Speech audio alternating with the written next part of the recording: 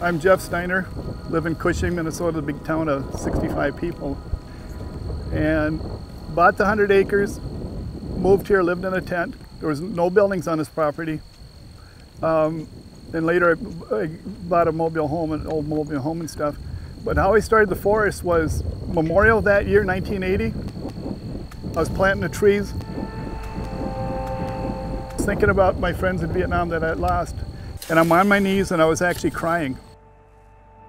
I dug foxholes with one of these in Vietnam to keep me alive from mortars and rockets and artillery. I said, I'm going to plant one for every dead missing from the Vietnam War.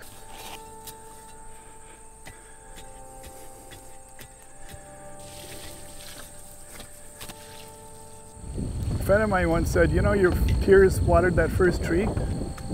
32 years later, there's guesstimate over 100,000.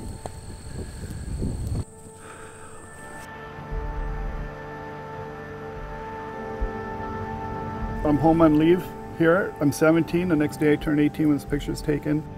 I went down to recruit in Minneapolis after I tried to get a few jobs and said no, and brought a paper home and said, Mom, will you sign? And because at 17, the parents had to sign. And then she started crying and walked away, and Dad said, well, she lost her brother in the Marine Corps, got to Medal of Honor in Iwo Jima. So finally they signed, and I went in June 27th in the Twins platoon.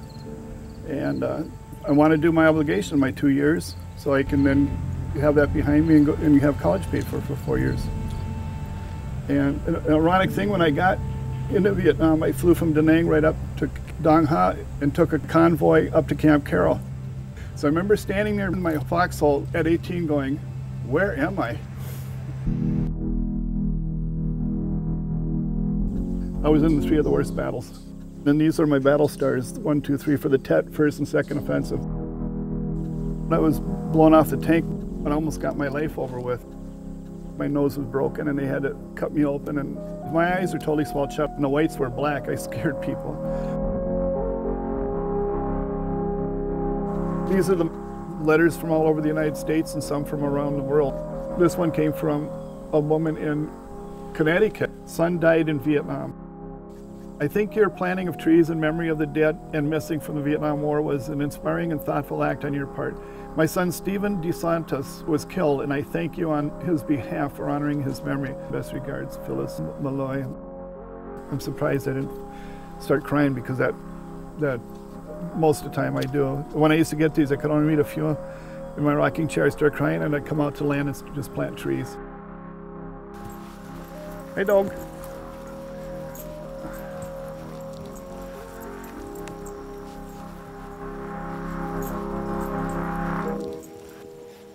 This goes down and then around a curve, and I'm letting them grow, so it's going to be a tunnel.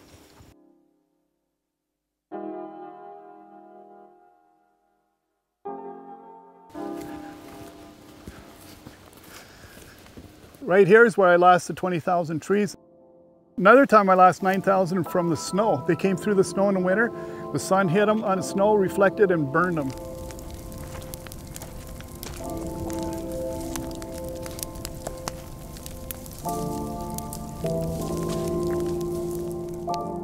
I was talking to a guy sitting in his foxhole, and he was telling me about how his dad had brought a Japanese skull back from the war. I said, what for? He said, just to show people really die. So I said, oh, when I go back down, I'm going to get one. And then I had pictures of 3 of my buddies standing in their underwear with skulls, holding skulls in this picture. But I went down and got one, and the scalp came off, and then I put a stick in the hole and put it on an anthill to clean it. And then I literally snuck it back, because it's a $10,000 fine, 10-year prison thing I found out.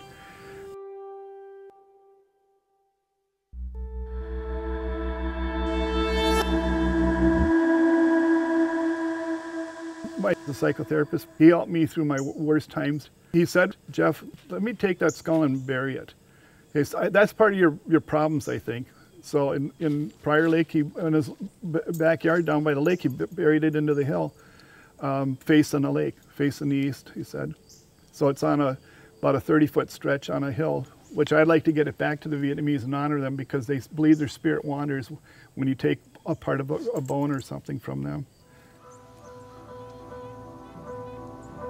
In the last couple of years, I've emailed a guy who's got military dogs. They can find bone 30, 40 years later. That weighs heavy on my heart that I've got this thing, you know. So my goal is to finish some of the forest that needs trees put in for future generations to come to.